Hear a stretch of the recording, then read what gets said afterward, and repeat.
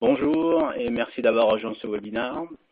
Aujourd'hui, on va parler un peu de la personnalisation d'un point de vue plus stratégique avec Sitecore et Proximity BBDO, partenaire de Sitecore. Donc avant de commencer, juste quelques informations sur comment ça va se passer aujourd'hui. Donc vous allez tous recevoir à la fin de la session l'enregistrement par email et vous pourrez les télécharger. Pour les questions, vous êtes tous en mute, donc personne ne peut parler directement. Donc n'hésitez pas à écrire vos questions dans la section Q&A et on y répondra à la fin de la session. N'hésitez pas également à l'utiliser pour les questions techniques. Alors, pour ceux qui ne connaissent pas Sitecore, donc c'est une plateforme de digital marketing. Donc c'est une plateforme qui permet de gérer un peu plus qu'un site web, gérer vraiment toute la partie contenu, data et la partie commerce également. Et vous allez voir aujourd'hui comment Sitecore permet aussi de mettre en place la personnalisation de façon avancée, mais également de façon très simple. Donc pour ce faire, c'est moi, donc Jonathan Bobo, qui vais vous présenter ce webinaire, accompagné de Adarsh Kumar. Donc nous sommes tous les deux de la société Proximity BBDO. Je suis MVP Stratégie 2018 sur Sitecore. Et on va donc commencer dès maintenant. Alors, la personnalisation. Les premières choses qu'il faut se poser comme question lorsqu'on veut faire de la personnalisation, c'est pourquoi, dans quel but, en tant que marque, mais également d'un point de vue utilisateur, qu'attendent les utilisateurs d'une expérience personnalisée. Ce sont des éléments vraiment très importants. Si on n'a pas ces réponses-là, c'est assez difficile d'être pertinent sur la façon d'implémenter la personnalisation. On se rend même compte qu'aujourd'hui, la technologie, c'est plus un frein. La technologie, c'est plutôt un accélérateur. Donc aujourd'hui, des outils comme Sitecore nous permettent vraiment d'aller à l'essentiel parce que toute la partie complexe est gérée par le système. Donc si on pense un petit peu par exemple à un site qui a beaucoup de contenu, beaucoup de trafic, avec toutes les données qui sont générées par les différentes interactions des visiteurs avec tous ces contenus, il y a vraiment beaucoup de données. Donc aujourd'hui, avec une plateforme comme Sitecore, qui s'appuie sur le big data, donc avec une base MongoDB. Donc il y a vraiment de très fortes possibilités de faire de la personnalisation de façon, on va dire, plutôt intelligente pour l'utilisateur. Donc, je pense que la personnalisation, c'est nouveau pour personne. Donc c'est un sujet dont on parle depuis des décennies déjà en réalité. Mais aujourd'hui, si je vous parle de rule-based personalization, donc si je vous parle de personnalisation if, then, that, donc ça c'est quelque chose qu'on connaît déjà, c'est quelque chose d'assez simple à mettre en place, mais on se rend compte que c'est une méthodologie qui requiert beaucoup de maintenance, beaucoup de main d'œuvre. Donc déjà il faut réfléchir à tous les cas. Une fois que les cas ont été réfléchis, évidemment, il faut re-challenger ces cas au fur et à mesure que les visiteurs parcourent le site. Donc c'est une solution qui effectivement peut fonctionner, mais qui requiert vraiment un investissement assez important. Alors, si on parle de plateformes conséquentes à scale, c'est encore plus important parce qu'il y a encore plus de données à traiter, etc. Donc c'est pour ça qu'ici nous on va introduire la personnalisation basée sur les goals, sur les objectifs business, parce qu'en fait c'est grâce à ça qu'on va se rendre compte que en fait on peut créer de la personnalisation sans avoir nécessairement à créer toute une série de règles statiques. Donc là, par exemple, c'est se dire, on va considérer la stratégie marketing d'une marque, par exemple, et pour cette marque, en fait, va devoir identifier quels sont les différents états, les différentes étapes que les visiteurs peuvent occuper dans cette stratégie. Et en fait, en fonction de ces différentes étapes, donc le marketeur va pouvoir créer une personnalisation qui va pousser des contenus qui vont encourager chaque visiteur à passer d'un niveau d'engagement à un autre. Donc là, ça devient vraiment intéressant. C'est-à-dire qu'on ne se focus plus uniquement sur la partie qu'a fait l'utilisateur la dernière fois qu'il est venu. On s'intéresse vraiment à où se situe l'utilisateur dans le parcours qui est prévu pour lui par la marque. Et comment est-ce que la marque veut, quels sont les moyens que la marque va pouvoir mettre en place pour l'amener à aller vers un niveau d'engagement encore plus élevé. Donc, pour ce faire, donc Sitecore a l'experience profile. Donc, pour ceux qui connaissent Sitecore, donc vous savez que l'experience profile, c'est le moteur de personnalisation. Donc lui, c'est ce moteur qui va bien sûr s'appuyer sur le big data, sur XDB, Experience Database, cette base de données Mongo qui capture donc toutes les interactions qui se passent sur le site. Alors quand je parle de toutes les interactions, c'est important de bien comprendre. On parle des interactions en mode logué, mais on parle également des interactions en mode non logué. Donc là, ce qu'on est en train de dire, c'est que même des visiteurs qui n'ont pas encore créé de compte, on est tout à fait capable de garder en mémoire ce qu'ils ont fait, d'accord, et de façon à pouvoir leur proposer la prochaine fois, lorsqu'ils reviennent, des contenus personnalisés. Et encore une fois, tout ça dans une logique stratégique, donc encore une fois goal-based et pas rule-based. Donc ça va être très intéressant. Donc bien sûr, quand on parle, qui dit personnalisation, dit souvent taguer des contenus, parce qu'il faut quand même que le système puisse associer des contenus à un thème, etc. Donc ça, c'est quelque chose qui est connu pour être un petit peu, on va dire, difficile, parce que dès l'instant où il y a beaucoup de contenu, bah, le besoin de tagging est très important également. Donc on va voir qu'il y a des méthodes, des mécanismes pour accélérer tout ça. Donc, lorsqu'on dit personnalisation, on parle de data. Donc là, on parle de données personnelles qui, grâce à la GDPR, ne seront plus un sujet. Donc, on parle vraiment des données plutôt comportementales, mais également des données, par exemple, d'où vient l'utilisateur, quelles sont ses motivations. Et pour le contenu, ça peut être de quel type de contenu on parle, quelle est la catégorie de contenu dont on parle. Mais un nouvel indicateur ici qui est très intéressant, c'est quelle est la performance du contenu en question, c'est-à-dire quelle est sa propension, quelle est sa faculté, pardon, à générer en fait de la valeur pour le business. Donc c'est ce genre de données qu'on va regarder. Donc nous, ce qu'on vous propose ici, c'est de regarder un peu trois différentes approches. La première approche, elle sera vraiment basée sur la performance. Donc, on va vraiment regarder uniquement la façon dont les contenus vont influencer les utilisateurs à prendre à augmenter leur engagement avec la marque. Donc ça va vraiment être la partie performance. La deuxième partie, ça va être l'affinité. Donc là, on va regarder un petit peu, on va plutôt se poser la question, que cherche le visiteur lorsqu'il vient sur le site? Qu'est-ce qui l'intéresse? Et sur cette base-là, on va pouvoir, une fois qu'on sait vraiment ce qui intéresse le visiteur, on va pouvoir aller se poser la question de quel est le contenu qui doit lui être poussé. Okay, et la troisième option, ce sera de mixer un peu les deux, c'est-à-dire qu'on va se poser la question non seulement qui est le visiteur, c'est-à-dire à quel segment marketing il appartient, donc quel est le type de contenu qu'il souhaite voir sur le site. On va aussi se poser la question de la performance des contenus, du coup on va vraiment se poser la question qui est quels sont les contenus qui ont le mieux marché pour les visiteurs qui ressemblent à celui-là. Donc ça, ce sera l'option 3 qu'on vous expliquait tout à l'heure. Donc prenons l'option 1. Donc là, ici on parle de performance. Ici, donc bien entendu, en tant que marketeur, lorsqu'on crée un site, généralement, ça vient avec des objectifs business. Ça vient avec des objectifs qui peuvent être la registration, télécharger des brochures, etc. Ça vient avec un concept de retour sur investissement. Et tout ça, bien sûr, c'est des choses qui sont scrutées qui sont très scrutées en fait aujourd'hui.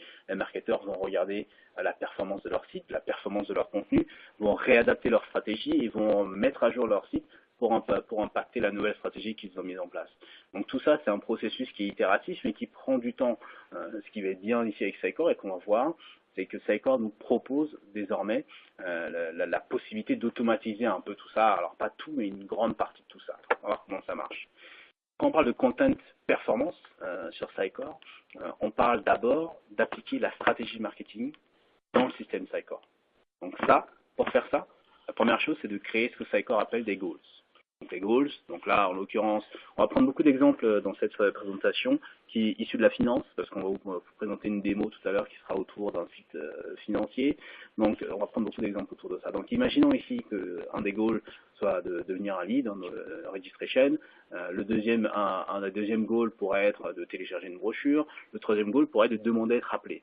Donc ça c'est la première chose, définir quels sont les différents objectifs business qui sont disponibles sur le site. Une fois qu'on a défini ces objectifs, il faut qu'on se pose la question, en tant que marketeur, quelle est la priorité que je vais donner à chacun de ces objectifs?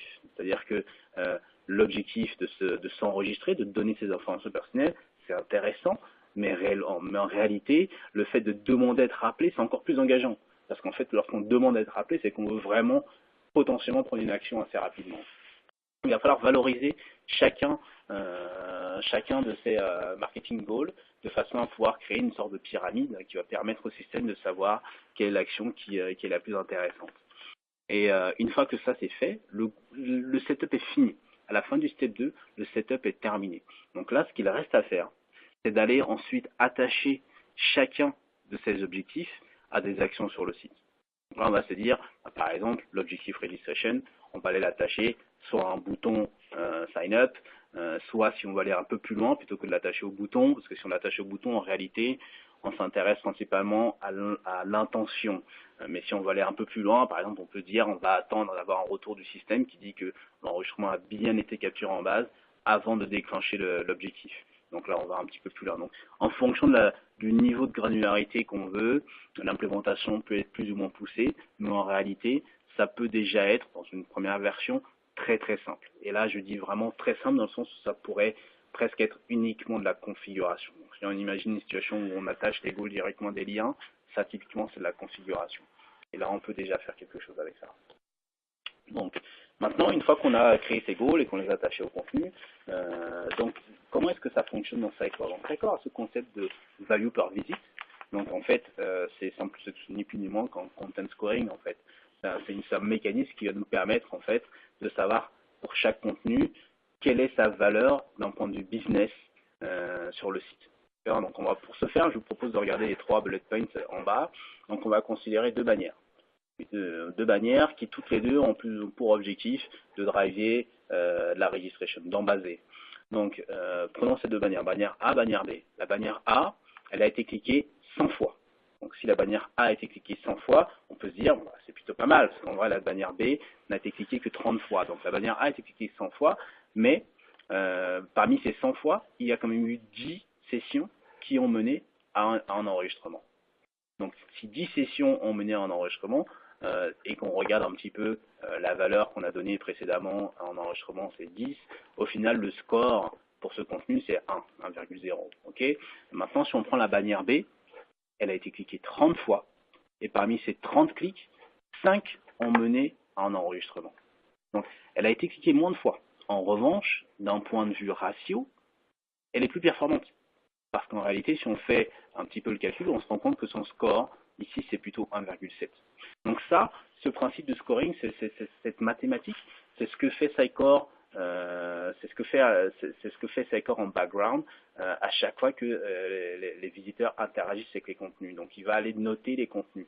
Bien sûr, Sitecore fait un peu la même chose du côté visiteur. Et ce qui est intéressant ici, c'est qu'il va le faire de nouveau des contenus. Donc on a de façon assez native finalement en content scoring qu'on peut activer assez facilement. Et voilà comment on l'active. Donc pour l'activer, imaginons donc cette landing page, donc sur notre site. Cette page, donc elle a une bannière ici. Vous voyez une bannière verte en haut. En fait, c'est pas une bannière, c'est un placeholder ici qui peut afficher plusieurs bannières. Donc en tant que visiteur, donc on imagine un visiteur anonyme qui vient sur cette bannière, sur cette page, pardon. Et en fait, Sitecore va aller choisir la bonne bannière, la meilleure bannière pour permettre aux visiteurs de s'enregistrer. Donc en fait, Sitecore va aller regarder chacune des bannières potentielles et pour chacune d'elles se poser la question, quelle est sa capacité à générer un enregistrement. Et là, dans notre cas, ici, on voit que la bannière B a le value per visit le plus élevé, donc Sitecore va naturellement aller proposer cette bannière-là, bien sûr à condition que la règle de personnalisation par performance ait été configurée sur ce placeholder bannière B. Et donc dans Sitecore, c'est très simple à faire, hein. C'est fait dans l'Experience Editor. Il faut cliquer sur un bouton, il n'y a vraiment pas de code à faire. Donc là, on lui dit juste de récupérer la bannière avec la meilleure performance et il va pouvoir le faire automatiquement. Donc ça, bien sûr, ça fonctionne bien à condition que la bannière A, la bannière B et la bannière C soient toutes présentes ailleurs sur le site. Évidemment, il faut que chacune de ces bannières puisse avoir du trafic pour que Sitecore puisse les noter. Si ces bannières-là ne sont présentes qu'ici, ça va être très difficile pour chacune d'elles d'avoir du trafic. Donc c'est important qu'elle puisse être présente à différents endroits sur le site, de façon à ce que lorsque quelqu'un arrive sur ce container qui va afficher une bannière personnalisée, Sitecore puisse aller regarder le score et choisir la bannière qui performe le mieux. Donc rapidement, si on récapitule sur cette option, donc cette option, c'est celle qui va se rapprocher le plus des objectifs marketing. Donc c'est celle qui va nous permettre de plus facilement atteindre les objectifs marketing. Le deuxième aspect ici, c'est que ça utilise le principe de content scoring qui est natif à Sitecore désormais. La quantité de développement nécessaire, elle peut être très limitée ici. Elle peut vraiment être très limitée. Le value par unit est calculé automatiquement. Bien sûr, ce qui est important ici, il ne faut pas l'oublier, c'est l'étape de stratégie marketing où il faut associer des scores à chacun des goals marketing. Donc ça, c'est vraiment critique. Mais une fois que ça c'est fait, il n'y a vraiment pas besoin qu'il y ait un webmaster derrière qui aille mettre à jour des choses au fur et à mesure. Ça peut vraiment se faire sans intervention humaine. Et c'est là que ça prend toute sa puissance. C'est-à-dire que si on considère un site avec beaucoup de contenu, beaucoup de trafic, avoir la possibilité d'avoir un système qui s'auto-alimente et qui se challenge en permanence, parce que bien sûr, si on revient sur notre exemple précédent, ça peut être la bannière B aujourd'hui et demain être la bannière C, parce qu'entre-temps, il y a beaucoup de visiteurs qui sont enregistrés en passant par la bannière C, bien sûr.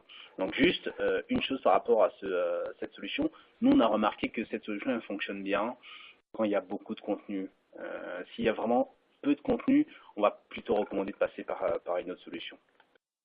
Donc là, je vais passer sur la solution B, qui est basée sur le Profile Affinity. Donc ça, c'est quelque chose qui n'est pas très nouveau. Donc regardez un petit peu les contenus qui sont intéressants pour le visiteur. Donc le principe de catégoriser les contenus, c'est pas nouveau. Donc on a tous des menus de navigation sur nos sites.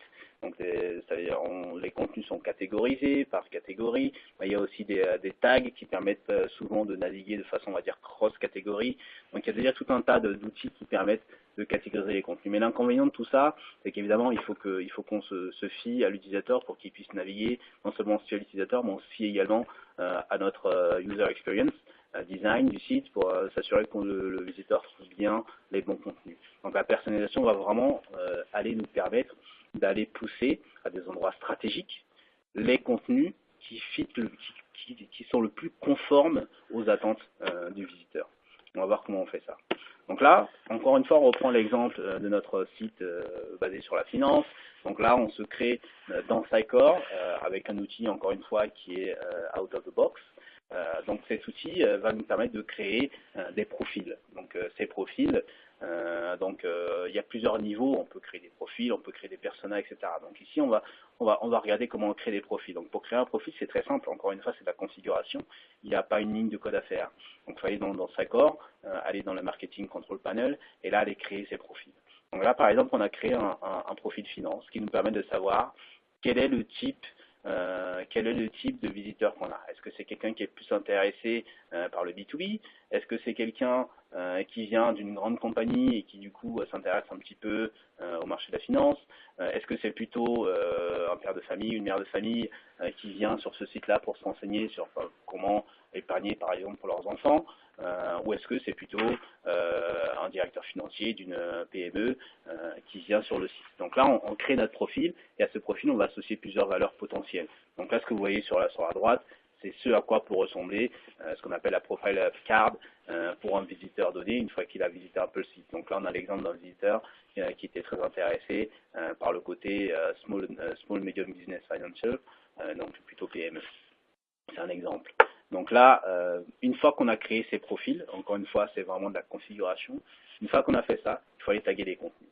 Donc pareil, back-office, on passe sur les contenus, on associe à chaque contenu le profil qui est le plus pertinent. Encore une fois, notre point de vue, c'est qu'il n'y a pas besoin de taguer tous les contenus absolument. D'accord. On recommande de taguer les contenus les plus pertinents, les contenus les plus voyants, ceux qui sont les plus vus, parce que plus les contenus tagués ont du trafic, plus il est possible de facilement segmenter les utilisateurs. Donc une fois que ces contenus sont tagués, bien sûr les visiteurs vont naviguer, et quand les visiteurs naviguent, Sitecore va automatiquement aller leur créer leur propre profil. Donc un peu comme on a vu tout à l'heure, donc Sitecore va déterminer quelle est la préférence de l'utilisateur sur les différents paramètres qui ont été définis en amont. Donc une fois que ça c'est fait, donc on est capable, Sitecore est capable de dire que l'utilisateur préfère plutôt Personal Finance ou préfère plutôt B2B. Donc là, si on regarde un petit peu comment ça se passe, donc là, on a le cas d'un visiteur qu'on connaît déjà. Donc le site connaît déjà le visiteur, il est enregistré, il est logué. On sait que c'est quelqu'un qui consulte plutôt les contenus de type small, medium business. Donc du coup là, on a une bannière ici. Donc encore une fois, on a un container de bannière. Et ce container peut choisir parmi plusieurs contenus. D'accord ? Et chacun de ces contenus doit être tagué avec le profil financier. Et du coup, là, on va voir que on a quatre contenus. Un contenu tagué avec le B2B, un contenu tagué pour le small medium business, un contenu tagué pour la family et un contenu tagué par défaut. Donc là, ce qui est intéressant, c'est ce par défaut. C'est-à-dire qu'en fait, là, on se dit, attends, il y a quand même un tag par défaut. En fait, il y a plusieurs façons de réaliser le défaut. Parce que là, il est évident que, évidemment, si l'utilisateur est intéressé par Small Medium Business, Sitecore, la personnalisation par affinité, va lui proposer naturellement la bannière qui est taguée avec Small Medium Business. Mais imaginons le cas où on ne connaît pas le visiteur, il est anonyme, on ne connaît rien de lui. Encore une fois, attention, un visiteur non logué ne signifie pas que Sitecore n'a pas l'information pour lui. Là, on parle vraiment d'un visiteur non logué qui vient d'arriver, pour lequel Sitecore n'a rien. Donc, s'il vient d'arriver et que Sitecore n'a rien pour lui, Sitecore va devoir aller chercher la default rule, en fait, qu'on va avoir fait ici, c'est qu'on va avoir créé une règle de personnalisation sur cette bannière, sur ce container, pour dire, eh bien, ça va pas être une règle du type if, then else, ça va plutôt être une règle qui va dire, Sitecore doit aller chercher le contenu qui est tagué avec le profil financier qui ressemble le plus au visiteur. Donc, comme on ne connaît pas, donc on va avoir une règle par défaut qui va dire si on ne connaît pas le profil financier du visiteur, à ce moment-là, on choisit l'option par défaut. C'est le seul endroit où on va avoir besoin du si en réalité, sinon on n'en a pas besoin. Donc ça, c'est l'option profiling. Donc juste pour récapituler, d'abord, on crée les différents profils. Une fois que les profils sont créés, on va aller taguer les différents contenus avec ces profils. Une fois que les contenus sont tagués, Sitecore va aller construire les profils utilisateurs en fonction des contenus qu'ils ont visités. Une fois que ça c'est fait, Sitecore va pouvoir promouvoir les contenus en fonction de l'affinité du visiteur avec telle ou telle catégorie de contenu. Okay. Donc, rapidement, pour récapituler sur cette option-là, donc cette option-là, en fait, elle se rapproche un peu plus de ce qu'attend le visiteur. Bien sûr, tout démarre par la stratégie, parce qu'encore une fois, ici, il faut définir ses tags, il faut définir ses profils, mais une fois que ces profils sont définis et associés au contenu, ici, on est moins sur le marketing business objectives que sur l'intérêt de l'utilisateur lui-même. Donc là, on est plus proche, on va dire, des expectations, des attentes de l'utilisateur. Donc là, ici, pour ce faire, on va utiliser les principes de Sitecore Behavior Profile. Et l'effort de développement ici est vraiment limité, c'est même inexistant en réalité. Bien sûr, les profils sont calculés en temps réel. Sitecore va aller imputer les données de navigation dans la base Mongo après chaque fin de session. En revanche, ici, comme on l'a déjà dit, il y a un vrai effort, un réel effort pour aller taguer les contenus. C'est important parce que si on considère des sites qui peuvent avoir plusieurs centaines de contenus, la phase de tagging peut être un petit peu compliquée. On s'est rendu compte de notre expérience par le passé que c'est là où parfois il y a un petit peu de perte d'informations, où les différentes équipes de tagging ne connaissent pas bien les différents tags à utiliser, ou alors il y a trop de tags et du coup, il faut bien comprendre que si le tagging n'est pas bon, les contenus recommandés ne seront pas bons. Donc c'est vraiment une phase critique et c'est pour ça que nous on recommande pour les sites en tout cas à fort potentiel de contenu, d'avoir une vraie gouvernance autour de comment taguer, définir un pool de tags par défaut et ne pas laisser chaque webmaster décider un petit peu de ses propres tags parce que finalement il n'y a pas de cohérence et du coup s'il n'y a pas de cohérence, les recommandations ne seront pas pertinentes. Bien sûr, il y a des options. Par exemple, on a vu une démo il n'y a pas très longtemps d'un MVP Sitecore qui a connecté Sitecore à IBM Watson. Donc ce qu'il faisait, c'est en gros sur un site avec un gros volume de contenu, il prenait les contenus déjà tagués, les envoyait à IBM Watson pour que IBM Watson puisse s'entraîner à comprendre la logique de tagging du site. Et ensuite, lorsque les nouveaux contenus sont créés, le contenu est envoyé à IBM Watson, et IBM Watson doit automatiquement recommander les tags à appliquer sur le contenu. C'est intéressant, et c'est une bonne façon d'utiliser le machine learning, donc c'est une option. Donc maintenant, ce que je vais faire, je vais laisser la parole à mon collègue Adarsh. Donc Adarsh est un de nos technical leads, comme je l'ai dit tout à l'heure. C'est un de nos principaux développeurs sur la partie personnalisation et il nous a permis de mettre en place des choses très avancées. Donc c'est pour ça que pour moi, c'est la meilleure personne pour présenter l'option 3 qui est la plus complexe et qui intègre le machine learning. Adarsh. Salut tout le monde. Bon, je vais commencer à présenter l'option 3 qui est le Content Performance et Profile Affinity Based.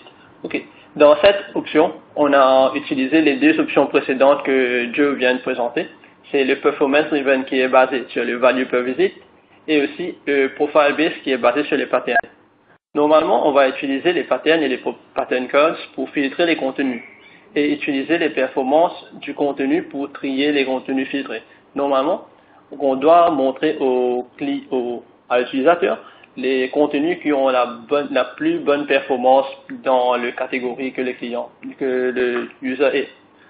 Normalement, pour faire cette approche-là, on doit setuper les différents trucs comme les marketing goals doivent être définis sur le CMS. Il y a aussi les goals. Normalement, ça go out of the box, les goals sont déclenchés dès qu'une page est ouverte.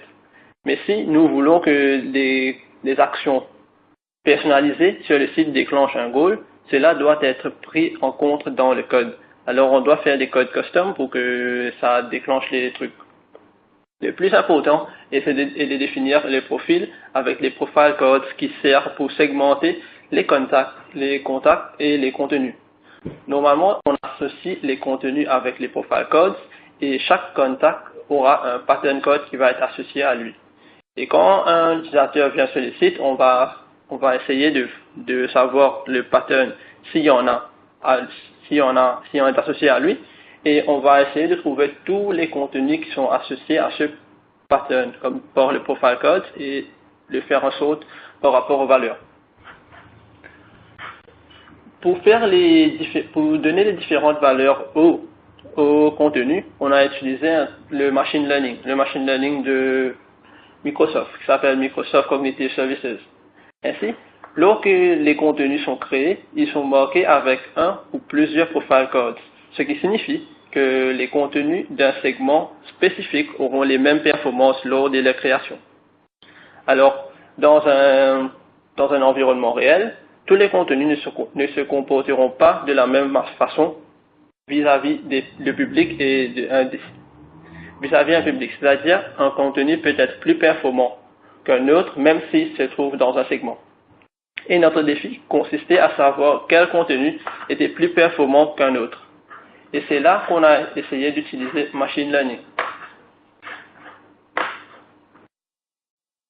Normalement, toutes les actions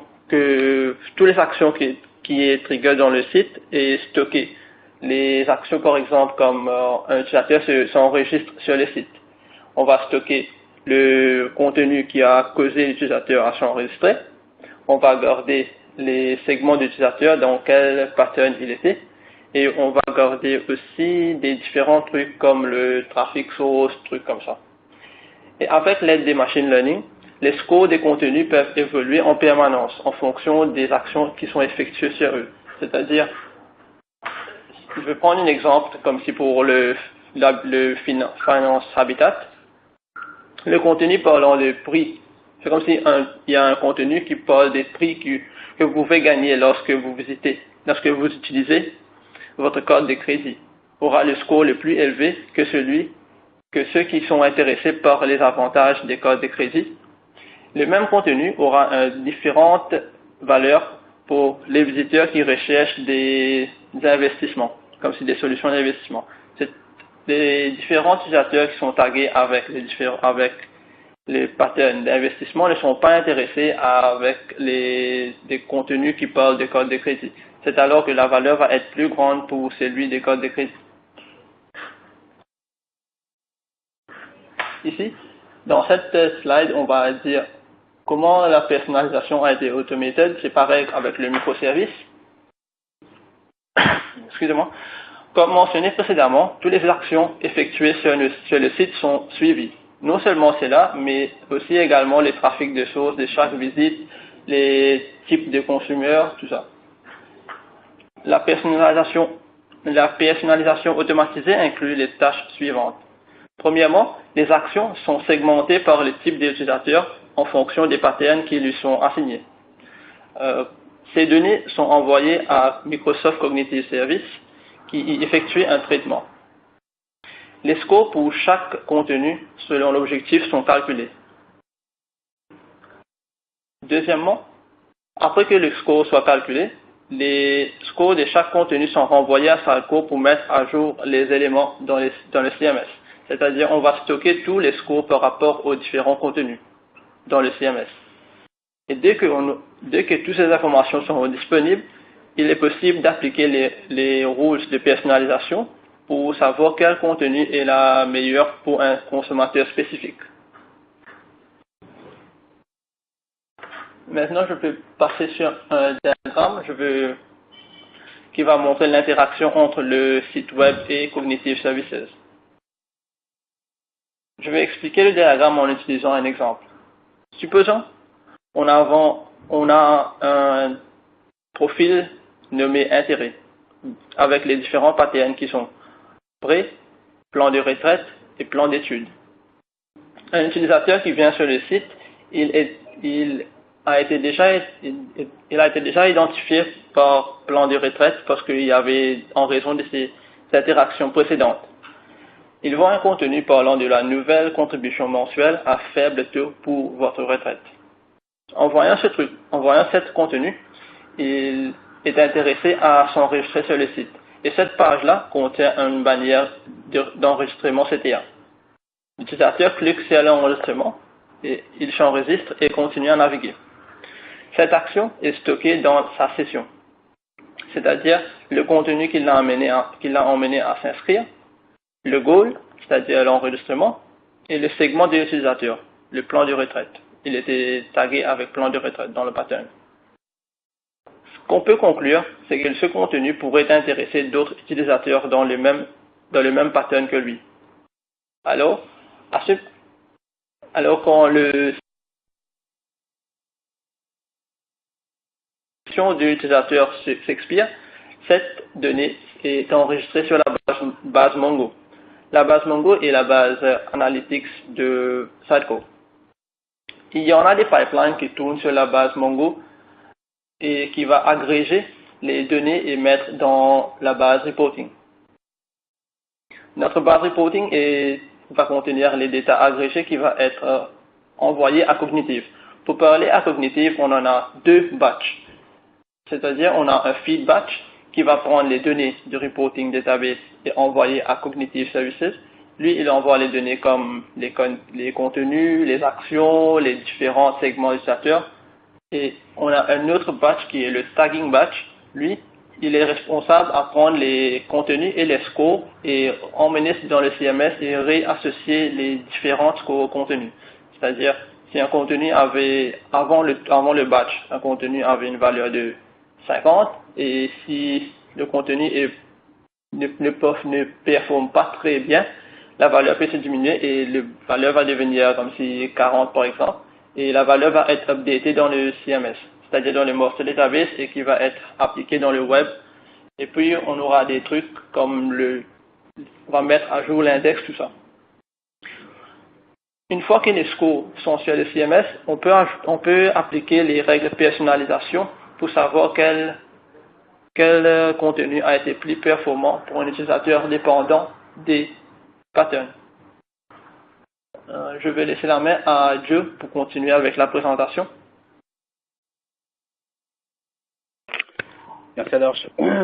Alors, donc là, ce qu'on vient de voir, donc c'est plutôt intéressant, c'est-à-dire qu'en fait, là, après avoir vu une option de personnalisation par profil, une option de personnalisation par performance, on se rend compte qu'avavec Sycor, on peut bien sûr faire de la personnalisation par performance, mais contextualisée. C'est-à-dire qu'on va pouvoir aller s'intéresser à un contexte et en utilisant une source tierce, ici par exemple le machine learning, dans l'exemple d'Adorch, le Microsoft Cognitive Services, Donc là, avec le machine learning, on va pouvoir aller contextualiser la performance qu'on calcule sur les contenus.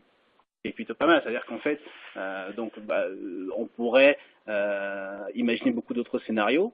Je vais vous montrer par la suite un autre scénario pour utiliser le machine learning pour contextualiser la performance, le calcul de performance. Vous allez voir que derrière, en fait, on peut imaginer beaucoup de scénarios pour mettre ça en place.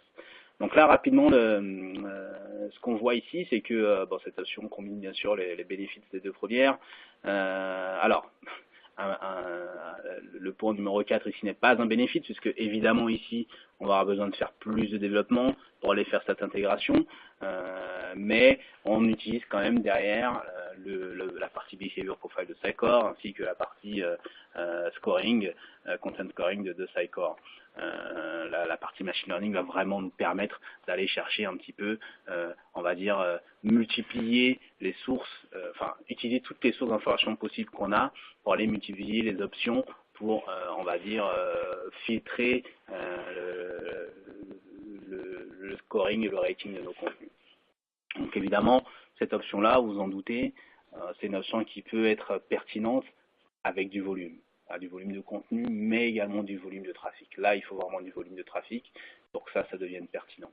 Maintenant, ce que je vais faire, c'est que je vais tout de suite basculer sur une vidéo. Alors, j'ai fait une vidéo parce que pour des raisons techniques ici, c'était un peu compliqué de partager mon écran. Mais du coup, là, je vais vous présenter en quelques minutes une autre façon d'utiliser le machine learning pour aller contextualiser la personnalisation qu'on propose aux visiteurs. Donc pour ce faire, je vais réutiliser notre site basé sur la finance pour faire la démonstration. Donc c'est parti. Donc là c'est un site simple institutionnel de finance. Donc là c'est un site qui est principalement à but de capturer des leads. Donc là comme vous pouvez le voir sur la home page, il y a ce formulaire. Et c'est un site de contenu.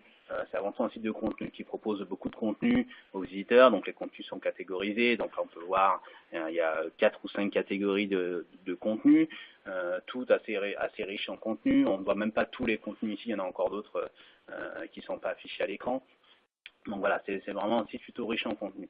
Mais comme je disais, c'est un site à but pour capturer des leads. Donc comme vous pouvez le voir ici, il y a aussi la possibilité d'aller se loguer ou de créer un compte, évidemment, sur ce site. Donc maintenant, ce que je vous propose, c'est qu'on aille dans la section banking. Donc dans cette section-là, on a des contenus, mais vous voyez ici, on a des highlights. Donc ces highlights, en fait, c'est une sélection de contenu. Alors contrairement au nom que pourrait laisser penser le nom, ce n'est pas les contenus les plus récents, ce sont des contenus personnalisés. En fait, c'est des contenus qui sont rapportés à ma navigation, à la personne que je suis. Donc du coup, en fait, ici, on voit 4 contenus. Donc on voit 4 contenus, mais en réalité, il y a beaucoup plus que 4 contenus sur cette catégorie. Donc là, je vais dans le back-office pour vous le prouver. Donc le back-office c'est le même site. Donc là, je vais naviguer vers le Content Editor. Et dans le Content Editor, je vais naviguer vers la section Personal Banking, où là, on va retrouver, en réalité, 20 articles. Il y a 20 articles en fait dans cette section-là, mais on en affiche 4. Alors, ce qui est intéressant, c'est que on n'affiche pas, ce ne sont pas 4 contenus qui ont été choisis manuellement par un webmaster, c'est vraiment 4 contenus qui ont été retirés de façon automatisée à partir de certaines règles de personnalisation. Donc, on va voir un petit peu comment ça se passe. Donc là, vous pouvez voir ici sur le tooltip, vous voyez que là, on a fait ressortir dans ce tooltip le score des contenus. Donc c'est-à-dire que tout à l'heure, je vous parlais de value par visite. Ici, on a été un peu plus loin avec le machine learning.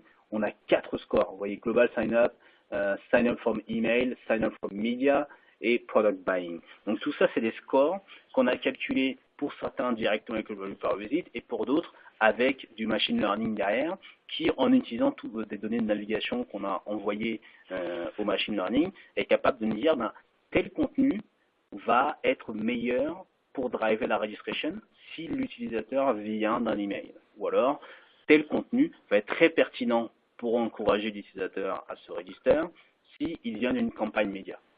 Et le dernier, c'est pour, on le verra à la fin, le product buying, je vous expliquerai comment ça marche. Mais grosso modo, là, ici, ce qu'on est en train de se dire, c'est qu'on a vraiment plusieurs scores sur chaque contenu. Donc là, vous voyez, le Global Sign-up Score, ici, il est à 2. Sur l'article 1, et 2 étant le score le plus élevé dans notre modèle. Donc, c'est-à-dire que cet article 1, il performe bien pour les utilisateurs qui n'ont pas de contexte. Donc, on n'a pas de contexte pour eux. Donc là, vous voyez que ça décrémente.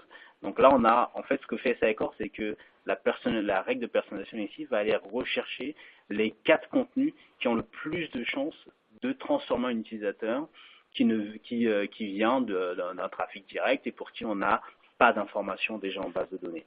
Donc ça, c'est intéressant. Donc ça, il faut vraiment comprendre que si demain, il y a plus de trafic sur l'article 2, et que cet article 2 génère plus de registration que l'article 1, il risque de passer en premier, et ce de façon automatisée, parce qu'il aura un meilleur content scoring. Donc ça, c'est plutôt intéressant. Donc vous allez voir que ce content scoring, je vous ai dit qu'il peut être contextualisé. Donc là, imaginons, là, je change de paramètre, je rajoute un paramètre, et là, je vais simuler le clic sur une bannière média. Donc là, en fait, ce que je suis en train de dire, c'est que il y a une campagne média qui a été faite par le site. Cette campagne média donc avait ce paramètre-là dans l'URL qui menait vers la page banking. Donc en cliquant dessus, j'arrive sur la page banking et Sitecore est au courant que je viens par le biais de cette campagne particulière, d'accord. Du coup, vous voyez que sur la même page, les contenus ont changé. Donc les contenus ont changé, donc on pourrait se dire, ok, donc peut-être qu'il y a plusieurs versions du contenu, quelque chose. En réalité, c'est pas le cas. Il n'y a pas plusieurs versions du contenu. Donc ce qu'on va faire, c'est qu'on va vous montrer dans le back-office qu'on a toujours les mêmes contenus, d'accord, le même pool de contenu, mais au-delà de ça, si on va sur la page banking et qu'on va dans l'éditeur, l'experience éditeur, que vous connaissez peut-être, vous allez voir, ici, on a vraiment juste un seul composant. Donc là, vous voyez, c'est l'experience éditeur où on peut éditer chaque composant de façon unique. Là, si on va dans la section My Highlights, on voit qu'ici, on a vraiment un composant. Donc, on a un composant unique sur lequel on a appliqué des règles de personnalisation. Il n'y a pas ici de content picker. Il n'y a pas de solution pour le webmaster de manuellement décider ceci ou cela. En réalité, on a simplement appliqué des règles de personnalisation sur ce composant pour dire il faut aller chercher les contenus les plus performants en fonction du contexte. Et là, notre contexte, c'est le média. Donc là, du coup, on va regarder les scores de média, sign up from média. Donc celui-là est scoré à 2. Donc a priori, c'est un des contenus les plus performants pour les visiteurs qui viennent du média. D'accord. Donc celui-là, le second, 1.8. L'autre, ça descend encore, c'est pareil, 1.8, et là, ça descend un petit peu, 1.78. Donc là, vous voyez, encore une fois, Sitecore nous permet d'aller proposer des contenus de façon automatique, dépendamment de la source du trafic, par rapport à une donnée de performance. Cette donnée de performance, c'est la capacité à s'enregistrer. D'accord, c'est la capacité de devenir un lead. Donc du coup, là, on est vraiment sur un scénario intéressant. C'est-à-dire qu'on a le même composant pour nous donner de la performance globale, mais également la performance par trafic source. Et là, si je change par exemple de trafic source, je bascule sur un autre média, notre email par exemple. Donc là, en l'occurrence, je reçois un email parce que je fais partie d'une campagne partenaire par exemple. Je reçois un email qui m'envoie vers le site de finance dans la section banking avec ce paramètre dans l'URL. Donc avec ce paramètre dans l'URL, j'arrive sur cette page et c'est exactement la même page, même composant, mais encore une fois, les contenus ont changé parce que derrière, nous avons une règle de personnalisation qui nous dit de pousser les contenus dépendamment de la source de trafic tout en regardant la performance par rapport à cette source de trafic. Donc là, vous voyez les scores sur la partie email sont assez élevés sur ces 4 contenus-là. Ça veut dire que Sitecore a été chercher les contenus pour lesquels le machine learning, d'accord, nous a dit ces contenus-là ont une forte performance pour les visiteurs qui viennent d'email. Donc c'est assez intéressant. Et d'ailleurs, vous voyez ici, j'utilise des paramètres manuels que nous avons créés pour le prototype from. Bon, c'est assez basique, mais en réalité, on n'a pas nécessairement besoin de ça. En réalité, Sitecore propose de façon native l'outil Sitecore Campaigns. Avec cet outil-là, c'est assez simple de créer des campagnes directement dans le back-office. Et donc, on va avoir des campagnes identifiers, et ces identifiers, on peut les utiliser en tant que marketeur. Donc là, imaginons que je veuille passer au niveau supérieur, je veux créer un compte. Donc là, je veux m'enregistrer au système et donc devenir un lead. Donc on va voir qu'une fois que je deviens un lead, Sitecore ne va pas s'intéresser uniquement à l'URL pour savoir comment personnaliser pour moi. Donc là, voyons ce qui se passe. Donc au moment où je me register, ce qui se passe derrière, c'est qu'en réalité, il y a un goal qui est déclenché. Ce goal, c'est la registration. Donc du coup, là, vous voyez, je suis enregistré, j'ai mon dashboard, mais je peux retourner également sur la section personnalisée. Donc si je retourne sur la section personnalisée dans Banking, Donc là, on voit que on va se rendre compte que bien sûr, j'arrive au même endroit, il n'y a pas de paramètres dans l'URL. En revanche, le système sait que je suis enregistré. Et là, les contenus ont changé à nouveau. Donc là, ici, on va s'intéresser au dernier score, c'est le Product Buying Score. Donc ce score-là, en fait, le système Sitecore va aller regarder, donc la règle de personnalisation qu'on a créée pour Sitecore, va aller regarder ce score-là uniquement si l'utilisateur en cours a déjà atteint le goal, Marketing Goal Registration. Donc là, c'est intéressant. Donc du coup, on change encore d'aspect. C'est-à-dire qu'ici, on va se dire, on ne regarde plus l'URL, on va juste regarder les goals qui ont été atteints par l'utilisateur et en fonction de ça, on va aller chercher les contenus les plus pertinents pour lui. Donc ça, c'est assez intéressant. Donc on peut encore pousser encore plus loin. Donc là, vous voyez, je suis enregistré. Donc le système me reconnaît. Et donc, grâce à cette information-là, on est capable de se dire, donc imaginez que là, en fait, on a atteint un goal. Et parce qu'on a atteint un goal, on change la stratégie de personnalisation. Vous pouvez imaginer que si on définit bien, on va dire, la stratégie marketing en plusieurs goals, en succession de goals, en définissant bien un funnel dans notre stratégie, ça peut être assez intéressant de voir comment on personnalise en fonction de là où l'utilisateur se situe dans ce funnel. Donc c'est assez intéressant. Donc voilà pour la démo. Ce que je donc rapidement pour finir, une comparaison des différentes options qu'on vous a présentées. La personnalisation par performance, donc on utilise dans le value per visit, natif dans Sitecore, avec très peu d'efforts de développement, on a une personnalisation par performance. La personnalisation par profil, intérêt, donc celle-là, c'est pour le moment la plus simple à implémenter, donc il faut créer des profils, ensuite aller taguer les contenus, et automatiquement derrière on est capable d'aller créer des personalization rules qui vont récupérer les contenus en fonction de l'intérêt de l'utilisateur. Et pour finir, là, le mix des deux, donc là on va vraiment aller chercher les contenus qui sont les plus pertinents en fonction de leur performance, de leur capacité à m'encourager à prendre les marketing goals dépendamment de ma segmentation utilisateur. Donc, et voilà, donc si on rajoute à ça le machine learning, là on a pu voir qu'on peut aller chercher des choses assez intéressantes et assez variées. Donc voilà pour la présentation. Si jamais vous voulez avoir un petit peu plus d'informations, un petit peu plus de lecture autour de ce sujet, Personalization at Scale, il y a deux white papers qui sont disponibles. Donc il y a Hicham Namouya, qui est l'un de nos collègues assez brillant sur la technologie, donc il est MVP depuis 2 ans. Il a écrit un article autour de la Personalization at Scale d'un point de vue beaucoup plus technique. Donc là, il rentre un peu plus dans la façon dont c'est implémenté techniquement dans Sitecore. Là où moi, j'ai écrit un article qui est toujours disponible sur LinkedIn, qui présente un petit peu ce qu'on a vu aujourd'hui, mais d'une façon beaucoup plus stratégique. Voilà. Voilà, donc je vous remercie pour votre écoute. Donc là, ce que je vous propose, c'est de regarder un peu les questions. Si vous avez des questions et que vous n'avez pas posé, c'est le moment. Je vais regarder un peu les questions qu'on a. Là, je vois qu'on a quelques questions. Donc là, je prends la première question que je vois. GDPR versus personalization. Donc c'est une bonne question. Donc là, la réponse ici, elle est la suivante. C'est-à-dire que GDPR, bien sûr, c'est un très gros sujet. C'est un très très gros sujet pour tout le monde, mais c'est également un gros sujet pour Sitecore. Donc ce qui se passe, c'est que Sitecore a d'ores et déjà, dans la version 9 de Sitecore, mis en place un outil, par exemple, pour le right to forget. C'est-à-dire que, par exemple, typiquement, aujourd'hui, dans Sitecore 9, il est possible d'accéder à des outils out of the box qui permettent à un visiteur de dire je veux que Sitecore efface tout ce qu'il sait de moi. Donc à partir de là, Sitecore va aller retirer toutes les interactions qu'il a sauvegardées pour ce contact dans XDB. Donc ça c'est déjà en place pour Sitecore 9. Pour Sitecore 8, c'est pas encore en place. Donc la compréhension que j'en ai, c'est que ce sera en place dans la version 8.2.7 qui a priori devrait arriver prochainement. Mais pour l'instant, c'est pas encore en place sur la version 8.2. En revanche, sur la version 9, c'est déjà disponible. Donc, je prends une autre question. Alors, est-ce que les GTM sont encore pertinents pour la personnalisation? Alors, les GTM, pour moi, ça va pas. C'est-à-dire que l'avantage des GTM, tout à l'heure, j'ai parlé de Sitecore Campaigns avec la possibilité de créer des campagnes en Sitecore et du coup d'envoyer les AI directement dans les emails pour que les marketeurs puissent mettre ça dans leur campagne et que Sitecore reconnaisse, etc. C'est très bien, mais la réalité, c'est qu'aujourd'hui, les GTM, c'est universel. Donc, tout le monde les utilise.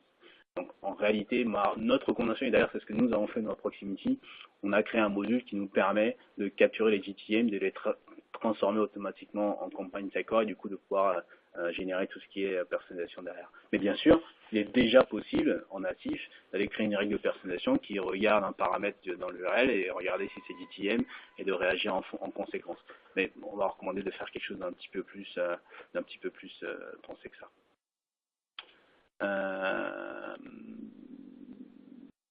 Alors, une question, est-ce que c'est possible de le faire en anglais? Malheureusement, c'était la session de juste avant. Industrialisation des profils possibles depuis un master, puis répliquer dans les sites locaux. Alors, donc ça c'est une question autour des profils qui sont créés dans le marketing control panel.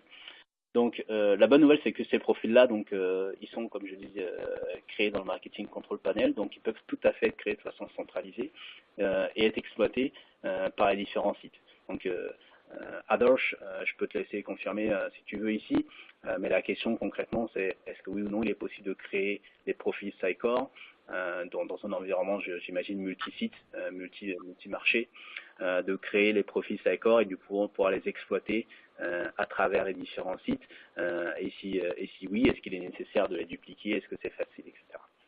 C'est ça la question. Normalement, quand on crée les profils, tout ça, c'est shared, c'est par rapport, on peut utiliser ça sur tous les sites qui se trouvent sur la même instance de Sitecore.